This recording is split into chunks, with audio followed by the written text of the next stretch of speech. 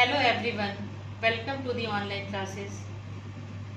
हमने अपने पिछले वीडियो में बड़े घर की बेटी जो गद्य भाग का लेसन 6 है उसको शुरू किया था और उसका संक्षेप में परिचय समझाया था। साथ ही साथ मुंशी प्रेमचंद के जीवन पर भी प्रकाश डाला था। आज हम बड़े घर की बेटी कहानी की व्याख्या विस्तार से करेंगे। बेनी माधव सिंह गौरीपुर गांव के जमींदार और नंबरदार थे। उसके पितामह किसी समय बड़े धन धान संपन्न थे। गांव का पक्का तालाब और मंदिर जिसकी मरम्मत भी मुश्किल थी, उनके कीर्ति स्तंभ थे। बेनी माधव सिंह अपनी आधी से अधिक संपत्ति वकीलों को भेंट कर चुके थे। उनकी वर्तमान आय 1000 से अधिक नहीं थी। बेनी माधव सिंह, जो इस कहानी का मुख्य पात्र है, गांव के जमींदार और नंबरदार का तात्पर्य होता है कि नंबर गांव में होता है ना कि कौन किस पूर्वज जो उनके हैं वो कितने प्रतिष्ठित है, क्या है, तो उनको नंबर 1 की संज्ञा दी जाती थी। उनके पिता अर्थात दादा जो थे वो बड़े ही संपन्न थे, गांव के बड़े प्रतिष्ठित व्यक्ति माने जाते थे।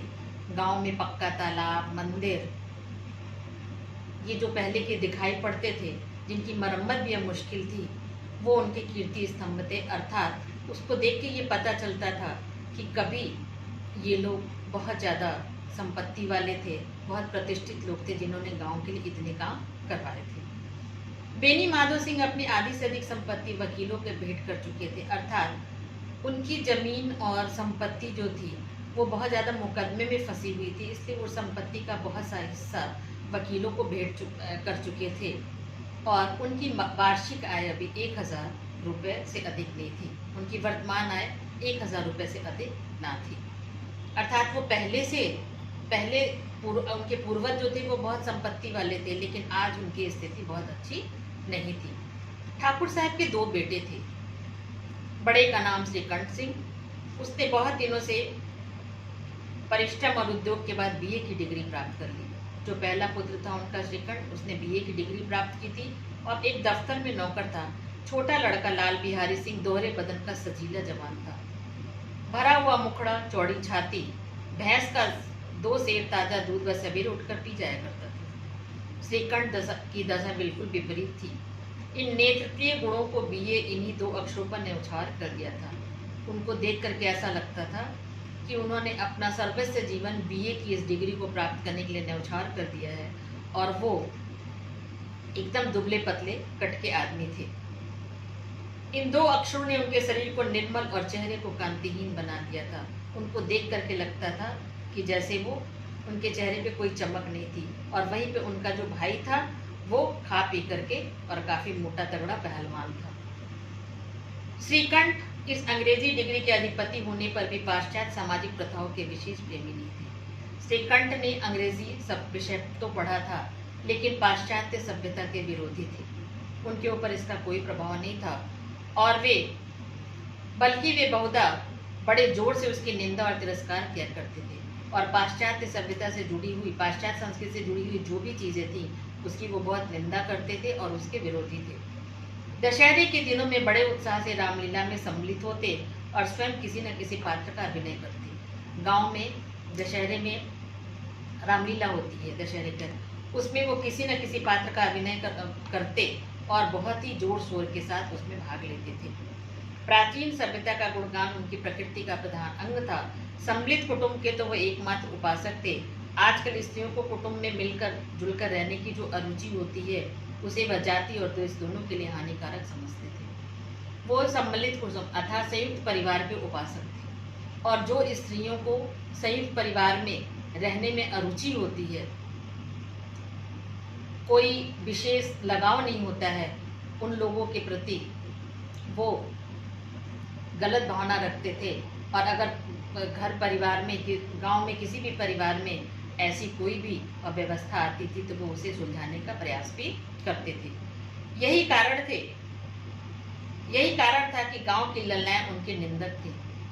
गांव की जो स्त्रियां थी उनकी निंदा करती थी कि बड़े ये संयुक्त परिवार की बातें करते हैं और इसलिए और जो वो परिवारों में सामंजस्य स्थापित करके लोगों को समझाने का प्रयास करते थे, इससे स्त्रियां उनसे बहुत नाराज रहती थी। कोई कोई तो उन्हें अपना शत्रु समझने में भी संकोच ना करती।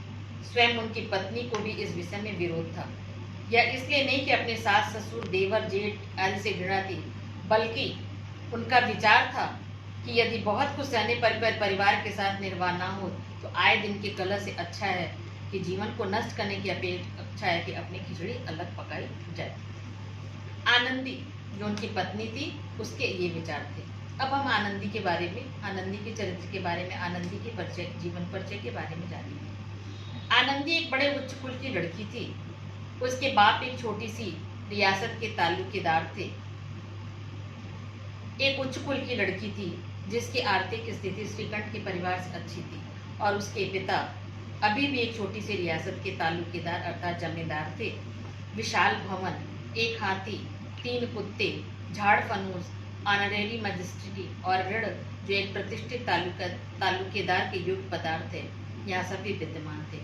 अर्थात ऐशो आराम से जुड़ी हुई सारी चीजें उसके कुल में थी, उसके परिवार में थी, इसलिए वो बड़े ऐशो आराम में पली थी। उनका नाम था भूप सिंह, बड़े उदारचित और प्रतिभाशाली पुरुष, पर दुर्भाग्य से लड़का एक भी ना था। आनंदी चौथी लड़की थी। वह अपनी सभी बहनों में अधिक रूपवती और गुणवती थी, और ठाकुर भूप सिंह उसे बहुत प्यार करते थे। सुंदर संतान को कदाचित उसके माता पिता भी अधिक चाहते। ठाकुर साहब बड़े धन संकट में थे। आनंदी का विवाह कहाँ करें?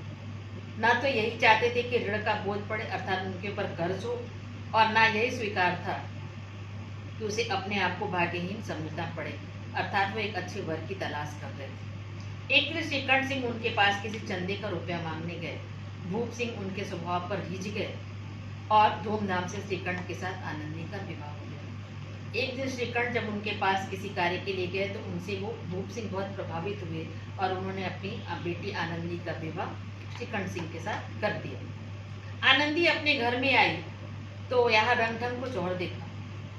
जिस टीम टाम से अर्थात जिस ऐशो आराम से उसको रहने की आदत थी बचपन से, वह यहाँ नाम मात्र को भी ना था।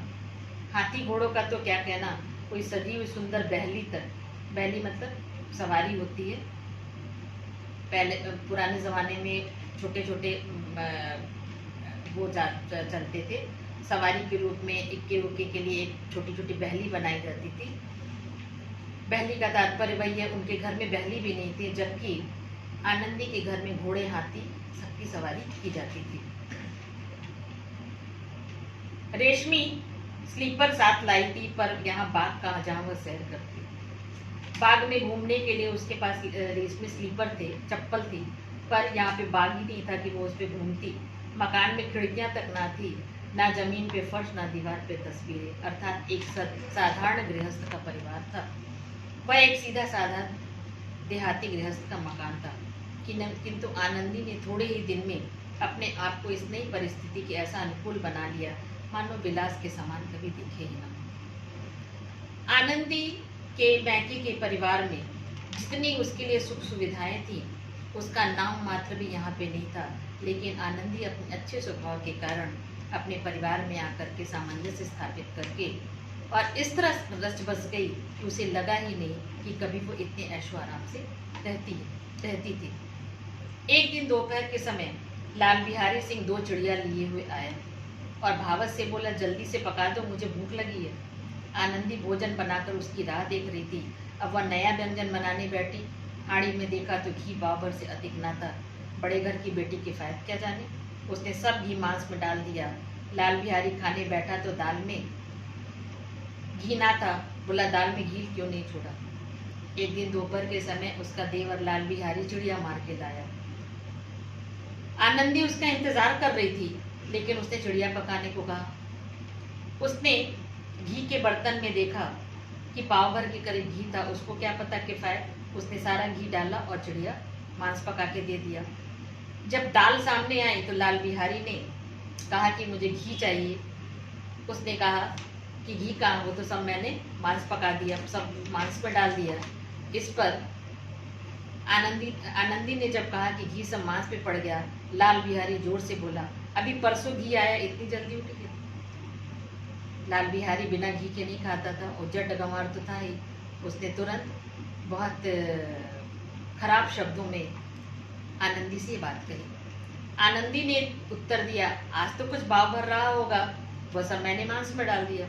जिस रसूख की लकड़ी आग जल्दी से जल उठती है, उसी तरह क्षुधा से बावला मनुष्य जरा जरा सी बात पर तिनक जाता है।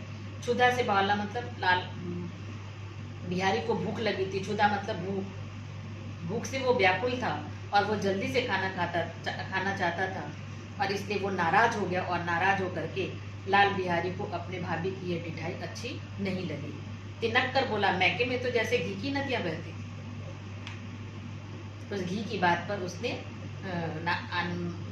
आनंदी को ऐसी बात बोली। स्त्रियां गाली सह लेती हैं, मार भी सह लेती, पर उसे मैके की निंदा नहीं सही जाती। आनंदी मुंह फेर कर बोली, हाथी मरा भी तो 9 लाख का।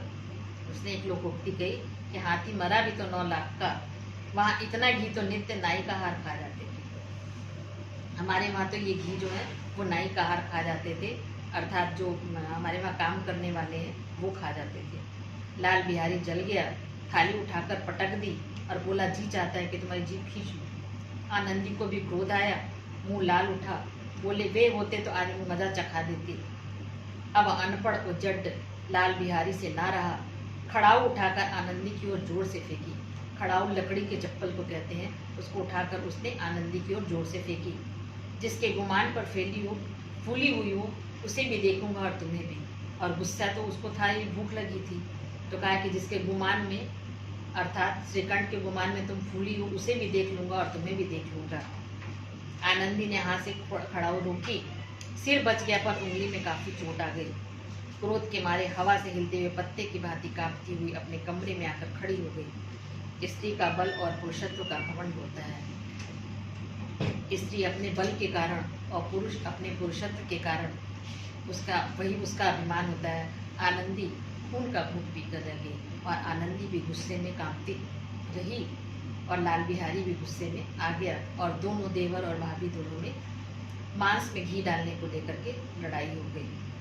श्रीकंठ सिंह शनिवार को घर आया करते थे। बृहस्पतिवार को यह घटना घटी। 2 दिन तक आनंदी को भवन में रही। श्रीकंठ सिंह हर शनिवार को घर आते थे और आनंदी 2 दिन तक को भवन में रही। खाना पीना छोड़ करके को भवन में पड़ी रही, ना कुछ खाया ना कुछ पिया, बस श्रीकंठ की बात देखती रही। कहानी का शेष भाग हम अपने अगले वीडियो में बताएंगे। Thank you.